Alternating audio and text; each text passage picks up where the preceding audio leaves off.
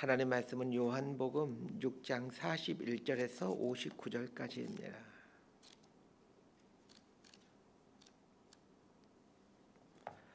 요한복음 6장 41절에서 59절까지 말씀 번갈아 가면서 읽습니다. 제가 먼저 읽겠습니다. 자기가 하늘에서 내려온 떡이라 하심으로 유대인들이 예수에 대하여 수군거려 이르되 이는 요셉의 아들 예수가 아니냐? 그 부모를 우리가 아는데 자기가 지금 어찌하여 하늘에서 내려왔다 하느냐? 예수께서 대답하여 이르시되 너희는 서로 수군거리지 말라. 나를 보내신 아버지께서 이끌지 아니하시면 아무도 내게 올 수 없으니 오는 그를 내가 마지막 날에 다시 살리리라. 선지자의 글에 그들이 다 하나님의 가르치심을 받으리라 기록되었은즉 아버지께 듣고 배운 사람마다 내게로 오느니라. 이는 아버지를 본 자가 있다는 것이 아니니라. 오직 하나님에게서 온 자만 아버지를 보았느니라. 진실로 진실로 너희에게 이르노니 믿는 자는 영생을 가졌나니 내가 곧 생명의 떡이니라. 너희 조상들은 광야에서 만나를 먹었어도 죽었거니와 이는 하늘에서 내려오는 떡이니 사람으로 하여금 먹고 죽지 아니하게 하는 것이니라.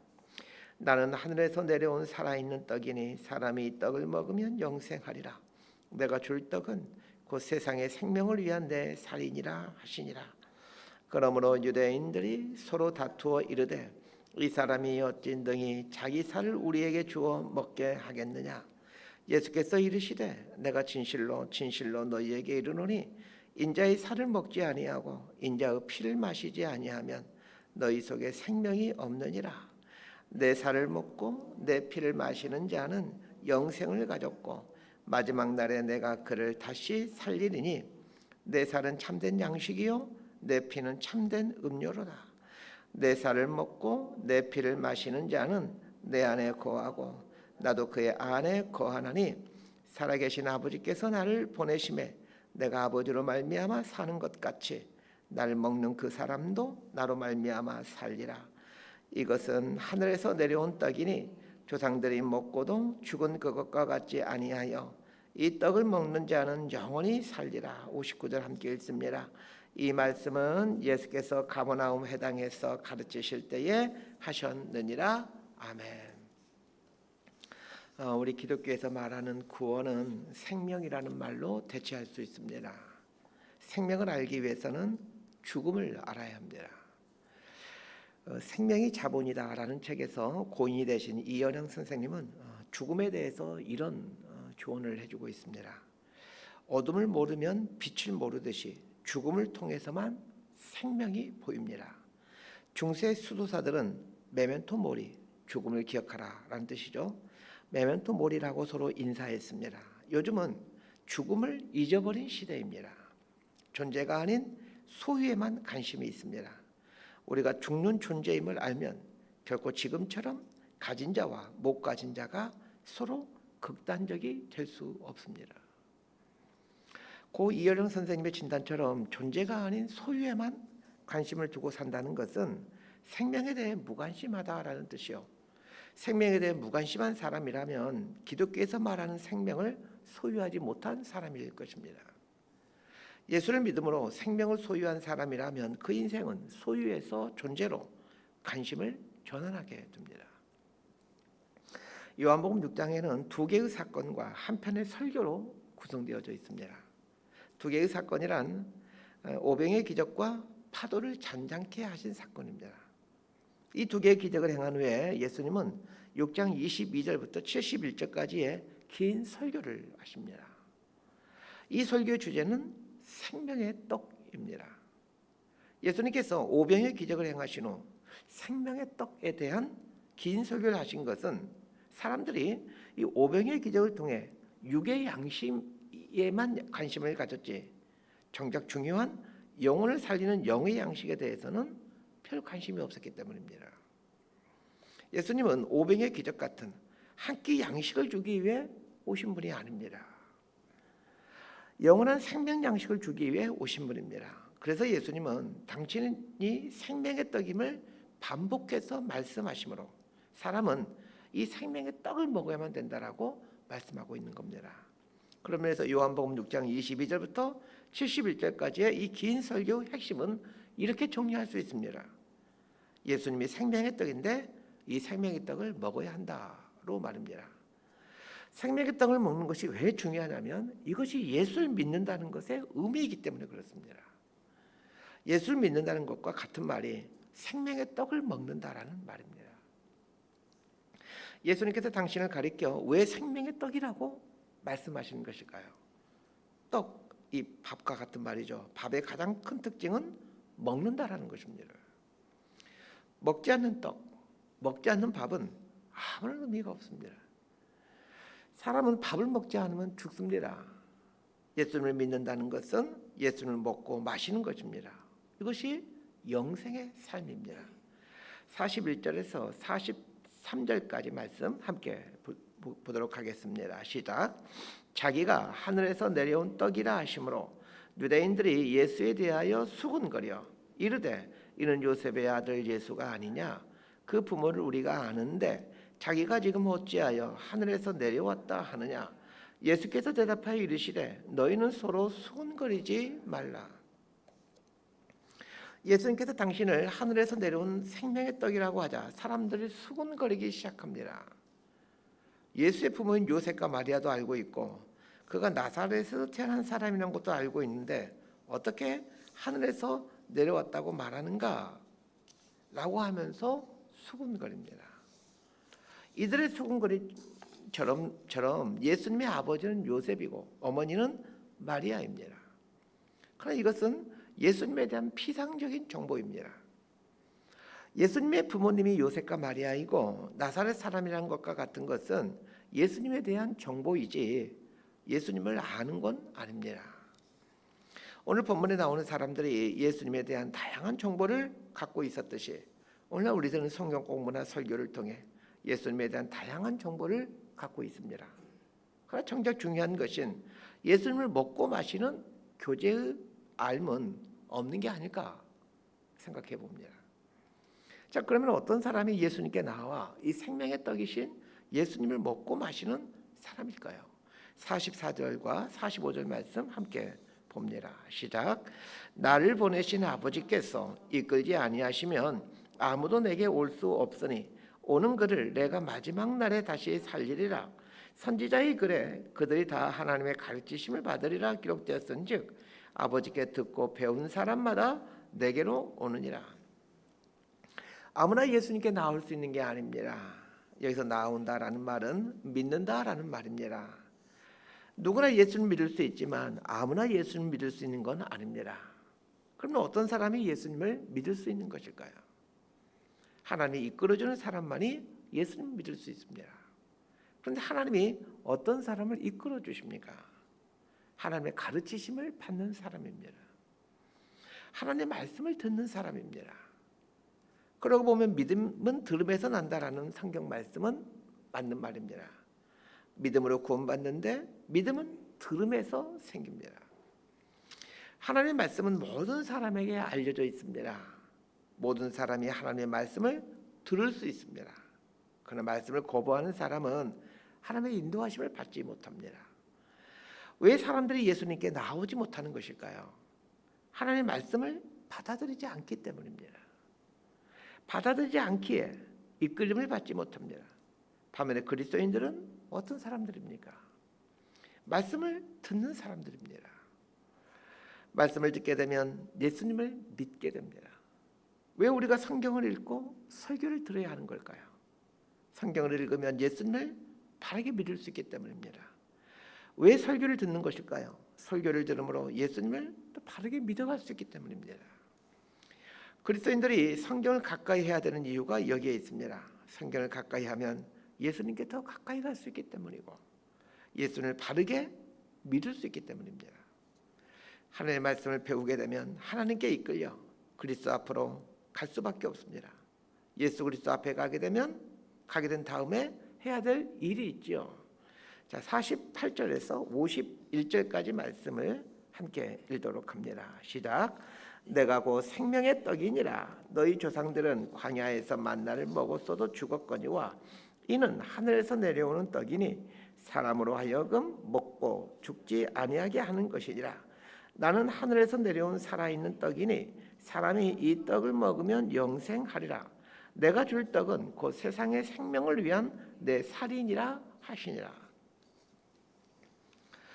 떡은 관찰하는 것이 아닙니다. 떡을 가운데 두고는 이게 진짜 떡인가 토론하라고 있는 것이 아닙니다. 떡은 먹으라고 있는 것입니다. 떡 옆에서 이 떡은 무슨 성분이 얼마큼 들어있고 이 떡의 이름은 뭐고 이 떡의 유래는 어떻게 되고 이런 거 중요하지 않습니다. 그걸 알아야 되는 사람들이 있긴 하지요. 떡을 연구하는 연구가들은 떡의 유래라든지 성분이라든지 영양소라든지 이런 걸 알아야 되겠지만 일반인들은 알 필요가 없습니다. 그거 몰라도 떡 먹는데 아무런 지장이 없고 또 그걸 모르고 먹었기 때문에 떡을 먹은 후에 배가 부르지 않거나 떡의 영양소가 내 몸에 안 들어오는 것이 아닙니다. 그런 거 몰라도 그냥 먹으면 되는 것입니다. 그런데 떡은 누가 먹는 것입니까? 내가 먹는 거죠. 예수님이 왜 자신을 떡이라고 말씀하셨을까요? 떡은 반드시 먹어야 하는 것이기도 하지만 떡은 쉽게 먹을 수 있는 것이기 때문입니다. 이스라엘의 떡은 우리식으로 말하면 밥이라고 할 수 있습니다. 이런 밥 먹는데 어렵나요? 쉽습니다. 그런 의미에서 예수를 믿는다는 것은 밥 먹는 것만큼 쉬운 일입니다. 예수님을 믿고 예수님 말씀을 먹는 게 쉬운 일인데 문제는 사람들이 안 먹는다는 것입니다. 우리들이 착각하는 게 있습니다. 우리는 쉬우면 하찮은 걸로 여깁니다. 어려워야 중요하다라는 생각을 갖고 있습니다. 그러나 그건 잘못된 생각입니다. 하나님이 중요한 것을 어렵게 만들 이유가 없습니다. 쉬우면서도 중요한 게 있습니다. 밥 먹는 것이 대표적인 일입니다. 밥 먹는 것은 아주 쉬운 일이지만 아주 중요한 일입니다. 마찬가지로 예수 믿는 것도 쉬운데 아주 중요합니다. 예수님이 당신을 떡이라고 말하고 음료라고 말하는 것은 밥 먹는 것이 쉬운 것처럼 물 마시는 것이 쉬운 것처럼 아주 예수 믿는 것이 아주 쉽다라는 말입니다. 그러나 쉽지만 밥을 먹어야 살 수 있듯이 물을 마셔야 살 수 있듯이 예수를 믿는 것은 아주 중요하다는 얘기입니다. 자, 52절에서 59절까지 말씀 함께 보도록 합니다. 시작. 그러므로 유대인들이 서로 다투어 이르되 이 사람이 어찌 능히 자기 살을 우리에게 주어 먹게 하겠느냐. 예수께서 이르시되 내가 진실로 진실로 너희에게 이르노니 인자의 살을 먹지 아니하고 인자의 피를 마시지 아니하면 너희 속에 생명이 없느니라. 내 살을 먹고 내 피를 마시는 자는 영생을 가졌고 마지막 날에 내가 그를 다시 살리리니 내 살은 참된 양식이요 내 피는 참된 음료로다. 내 살을 먹고 내 피를 마시는 자는 내 안에 거하고 나도 그의 안에 거하나니 살아계신 아버지께서 나를 보내심에 내가 아버지로 말미암아 사는 것 같이 나를 먹는 그 사람도 나로 말미암아 살리라. 이것은 하늘에서 내려온 떡이니 조상들이 먹고도 죽은 그것과 같지 아니하여 이 떡을 먹는 자는 영원히 살리라. 이 말씀은 예수께서 가버나움 회당에서 가르칠 때 하셨느니라. 오늘 본문에 두 번에 반복되는 말이 나옵니다. 44절에 이런 말이 나옵니다. 내가 마지막 날에 다시 살리리라. 54절에 보면 마지막 날에 다시 살리리니 라는 말이 나옵니다. 이 다시 산다라는 말이 무슨 말입니까? 두 번 산다라는 말입니다. 우리가 예수를 믿는 순간 생명의 떡을 먹는 순간 우리 안에 생명이 자라가기 시작합니다. 이것이 이 땅에서 우리가 갖게 되는 생명입니다. 그러나 이 땅에서 생명의 삶을 살게 되더라도 우리는 또 언젠가는 반드시 죽습니다. 그러나 그때 우리는 하나님으로부터 다시 살림을 받게 됩니다. 마지막 날이라 하면 우주적 종말을 의미하기도 하지만 개인적 종말인 육체의 죽음을 당하는 날을 의미하기도 합니다. 정리하면 예수를 믿는 순간 생명이 우리 안에 들어옵니다. 그러면서 우리는 언젠가는 죽지요. 그런데 그때 우리는 다시 살림을 받게 됩니다. 그것이 영원한 영생입니다. 영생에 대해서 오해하고 있는 부분이 있습니다. 우리는 예수를 믿으면 구원을 완성했다라고 생각합니다. 그러나 그렇지 않습니다. 구원은 회복되어가는 과정입니다. 원상태로 회복되어가는 과정이 구원입니다. 암으로 죽어가고 있던 환자가 수술을 받고 방사선 치료를 받아 점점 나아져가는 것처럼 처음 예수를 믿는 것은 수술 받은 날이고 방사선 치료를 받는 날과 같은 것입니다. 수술 받은 다음부터 무엇을 해야 됩니까? 회복의 과정을 겪게 됩니다. 음식도 조심해야 하고 무리하게 일하지 않고 운동도 해야 합니다. 몸에 좋지 않은 음식을 먹지 말아야 합니다. 영적으로 말하면 무엇이겠습니까? 죄된 옛 습관을 끊어가는 것입니다. 운동을 해야 되지요. 영적으로 말하면 경건훈련을 한다라는 말입니다. 죄된 습관을 끊고 경건훈련을 함으로 원래 하나님이 만드셨던 본래의 모습으로 회복되어 가는 것입니다. 그러나 우리가 이 땅에서 존재하는 동안은 온전한 회복에는 결단코 이르지 못할 겁니다. 마치 모든 사람 몸 안에 암세포가 어느 정도는 존재하고 있듯이 수술받은 후에도 암세포가 어느 정도는 존재하고 있는 것처럼 우리가 죄된 습성을 끊어버리고 경건훈련을 한다 해도 완전한 회복은 불가능할 겁니다. 그럼 언제 완전한 회복이 이루어지는 것일까요? 마지막 날입니다. 개인적 종말인 죽음을 맞이할 때 완전한 회복을 이루게 됩니다. 마지막 날에 하나님이 우리를 다시 살릴 때 그때 우리는 완전한 회복이 이루어집니다. 이것이 구원의 완성입니다. 그렇다면 이 땅에 발을 붙이고 있는 동안에 우리가 해야 될 일은 무엇이겠습니까? 내가 암 환자였다는 것을 인정하고 암 수술을 받는 것입니다. 어쩌면 우리는 예수를 구주로 믿었기 때문에 이미 수술한 사람들인지도 모르겠습니다. 그러나 착각해서는 안 됩니다. 교회 다닌다고 수술했다고 생각하면 착각입니다. 예수를 주인으로 고백하고 인정하는 순간이 수술이 시작된 때입니다. 예수님을 주인 삼고 살아가고 있다면 이제부터 해야 될 일은 음식을 조절하는 일입니다. 생명의 떡을 매 순간 먹는 것입니다. 생명의 음료를 매 순간 마셔가는 일입니다. 그게 무엇이겠습니까? 예수 그리스도를 먹는 것, 즉 말씀을 먹는 것입니다. 말씀을 먹는다라는 말은 단순히 성경을 읽는다라는 말이 아닙니다. 내 삶에 성경 말씀을 적용시키고 말씀의 정신과 원리를 삶에 적용시켜 간다라는 말입니다. 떡은 우리 몸에 들어왔을 때 해야 떡으로서의 의미가 있습니다. 떡이 우리 몸에 들어오기 전까지는 떡은 떡의 기능과 역할을 할 수가 없습니다. 먹지 않는 떡은 내 몸 안에서 어떠한 일도 할 수가 없습니다. 마찬가지입니다. 하나님의 말씀은 내 삶에 적용되기 전까지는 그냥 인쇄물에 불과합니다. 언제 하나님의 말씀이 말씀으로서의 의미가 있습니까? 내 삶에 들어와 적용되어질 때입니다. 말씀 정리합니다. 예수는 왜 당신을 생명의 떡이라고 생명의 음료라고 말씀하신 것일까요? 먹고 마셔야 하는 것이기 때문입니다. 신앙은 피상적인 것이 아닙니다. 이론이 아닙니다. 살기 위해서 밥을 먹어야 하고 물을 마셔야 되듯 그렇게 내 삶에 적용시켜야 하는 것이 신앙입니다. 이렇게 내 삶에 적용시킬 때야 비로소 우리에게 영생이 주어집니다. 떡을 보고 있는 것만으로는 배부름을 경험할 수 없고 떡을 먹을 때야 비로소 배고픔이 해결되어 가듯 생명의 떡인 예수님의 말씀과 정신을 삶 속에서 구체적인 내 삶의 현장에서 적용시켜 갈 때에야 비로소 참떡이 되고 참 음료가 됩니다. 적용되어진 떡과 음료가 생명의 떡이 되어 우리 삶을 영생으로 인도해 갑니다. 이런 삶을 살아가는 사람들이 그리스도인들입니다. 이런 복된 삶을 살아가는 저와 여러분 모두가 되기를 진심으로 소망하고 축복합니다. 기도하겠습니다. 예수님이 생명의 떡이고 생명의 음료이십니다. 우리에게 생명의 떡이 되기 위해 십자가에서 당신의 몸을 찢겨주시고 생명의 음료가 되기 위하여 피와 물을 흘려주셨습니다.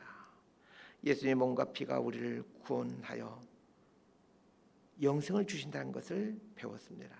날마다 우리 삶 속에서 생명의 떡을 먹고 음료를 마시는 삶을 살게 하시고 그래 예수님의 생명이 우리 안에서 풍성해지는 은혜가 있게 하여 주옵소서.